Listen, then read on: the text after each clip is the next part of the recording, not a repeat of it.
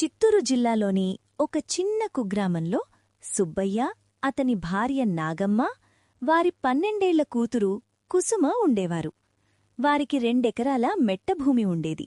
ఆ 2 ఎకరాల భూమిలో వర్షాధార పంటలు పండిస్తూ ఉండేవారు. పొలంతో పాటు వారికి 2 ఆవులు కూడా ఉండేవి. అవిచ్చే పాలతో కొన్ని ఇంట్లో పెట్టుకొని మరికొన్ని ఊరిలో అమ్మేవారు. అలా వారి జీవితం ఆనందంగా గడుస్తోంది. ఒకరోజు ఉదయం సుబ్బయ్య మరియు నాగమ్మ నాగలితో పొలానికి వెళ్తున్నారు. దారి మధ్యలో రంగయ్య కనిపించి ఇలా అన్నాడు. ఏంటయ్యా సుబ్బయ్యా, ఎలా ఉంది వ్యవసాయం? పంటలంతా బాగా పండుతున్నాయా అని అడిగాడు. అప్పుడు సుబ్బయ్య కొంచెం దిగులుగా ఇలా అన్నాడు. ఏమి పంటలోలి అయ్యా, వర్షంపైన ఆధారపడటం వల్ల ఎటుకాకుండా పోతోంది. అయితే ఎక్కువ వర్షం పడుతోంది, లేకపోతే అసలు వర్షమే పడటం లేదు. బాధపడకలే సుబ్బయ్యా, నీక్కూడా మంచి రోజులొస్తాయి. ఆ దేవుడిపైన భారం వేసి నీ పని నువ్వు చెయ్యి. అవునయ్యా, ఆ 7 కొండల వాడిపైన భారం వేస్తున్నాం.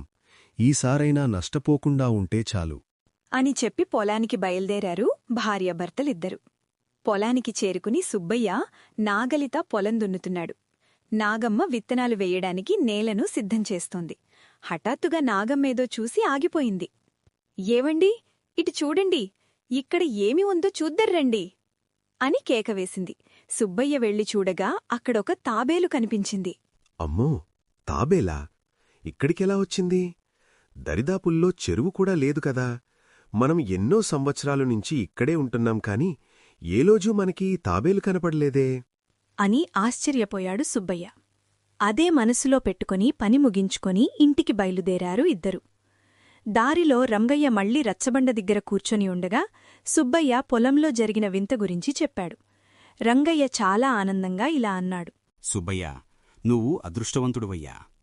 తాబేలు అంటే కుర్మావతారం. ఆ దేవుడే నీ పొలానికి వచ్చాడంటే ఆ 7 కొండలవాడు నిన్ను రమ్మని పిలుస్తున్నాడని అర్థం. నువ్వు నీ కుటుంబంతో కలిసి ఉన్నఫళంగా రేపే తిరుమల బయల్దేరు అన్నాడు. సుబ్బయ్య నీరసంగా నవ్వి, అయ్యా, అంత దూరం వెళ్లాలంటే డబ్బులు కావాలి. పైగా కాలినడకన వెళ్లాలి కదా. ఈ ఆవులను ఎవరు చూసుకుంటారు? ఈసారికి వద్దులేండి, తర్వాతెప్పుడైనా వెళ్తాం అని చెప్పి ఇంటికి వెళ్ళిపోయాడు. ఆ రోజు రాత్రి భోజనం చేస్తున్నప్పుడు కుసుమ తన పాఠశాలలో టీచర్ చెప్పిన విషయం గురించి ఇలా చెప్పింది. నాన్నా, ఈరోజు మా టీచర్గారు క్లాస్లో ఆ 7 కొండల వెంకటేశ్వర స్వామి గురించి ఒక అద్భుతమైన కథ చెప్పారు నాన్నా. ఆ స్వామికి మనం పెద్ద పెద్ద కానుకలివ్వక్కర్లేదట. కొండెక్కేటప్పుడు భక్తితో ఒక్కసారి గోవిందా అని పిలిస్తే చాలట. ఆయన పలికి మనల్ని ఆపదల నుండి కాపాడతారట. మనం కూడా వెళ్దాం నాన్నా అని అడిగింది. సుబ్బయ్య ఏమీ మాట్లాడలేక మౌనంగా ఉండిపోతాడు. మరుసటి రోజుల్లో వింతగా సుబ్బయ్య ఎక్కడికి వెళ్ళినా, ఎవరు మాట్లాడినా తిరుమల గురించే మాటలు వినిపించాయి. పక్కింటివారు కూడా కొండకి దర్శనానికి వెళ్తున్నామని చెప్పి వెళ్లారు. సరిగ్గా వారం రోజుల తర్వాత సుబ్బయ్య, నాగమ్మ పొలంలో పనిచేసుకుంటుంటే మళ్లీ అదే తాబేలు పొలంలో అదే చోట కనిపించింది. అది చూసి సుబ్బయ్య భయపడ్డాడు. నాగమ్మా, ఏంటే ఇది? ఆ స్వామి మనల్ని కొండకి రమ్మని మళ్లీ మళ్లీ పిలుస్తున్నాడు. డబ్బుల కోసం ఆలోచించకుండా పొదుపు చేసిన కొన్ని రూపాయలున్నాయి కదా, అవి తీసుకుని కొండకి బయలుదేరదాం. అవునండి, ఆ గోవిందుడు మనల్ని మళ్లీ మళ్లీ పిలుస్తున్నాడు. ఈసారి ఎలాగైనా మనం ఆ స్వామి దర్శనానికి వెళ్లాలండి. నేను మనకి దారిలో తినడానికి చద్యన్నం మూట కడతాను. మనం వెంటనే బయలుదేరదాం అని ఇల్లు చేరుకుని వెంటనే బయల్దేరారు కుటుంబమంతా. కాలినడకన బయల్దేరిన వారికి దారిలో ఒక పెద్దాయన ఆకలి ఆకలి, అన్నం కావాలి అని అడగడంతో నాగమ్మ తమ దగ్గర ఉన్న చద్దిమూట ఆ పెద్దాయనకి ఇచ్చేసింది. ఆకలి వేస్తే ఆ 7 కొండలవాడే ఏదో ఒక విధంగా సహాయపడతాడు అని అనుకుని మళ్లీ నడక సాగించారు. కొంచెం దూరం వెళ్లాక కుసుమ ఆకలితో ఇలా అంది. అమ్మా, ఆకలిగా ఉంది, తినడానికి ఏమైనా ఇవ్వు. ఏవండి, పాపకి ఆకలేస్తోందంట. ఎలాగండి ఇప్పుడు?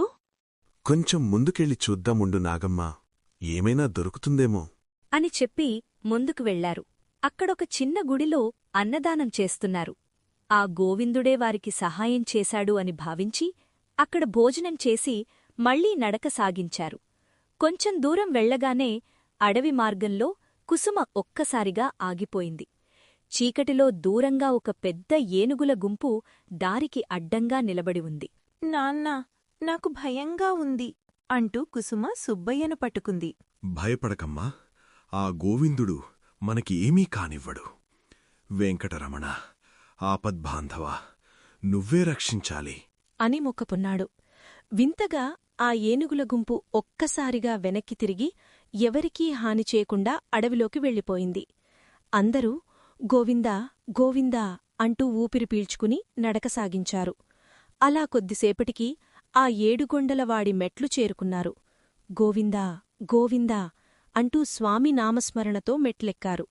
తిరుమల చేరుకున్నాక సుబ్బయ్య కళ్యాణకట్టకు వెళ్లి తన తలనీలాలు సమర్పించాడు. స్వామి, నా దగ్గర ఉన్నది ఇదే, స్వీకరించు అని మొక్కుకున్నాడు. తరువాత దర్శనానికి బయల్దేరి గర్భాలయంలోకి ప్రవేశించారు.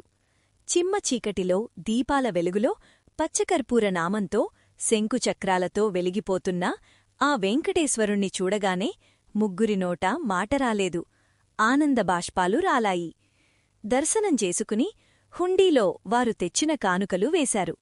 తరువాత లడ్డూలను తీసుకుని పరమానందంతో ఇంటికి తిరుగు ప్రయాణమయ్యారు.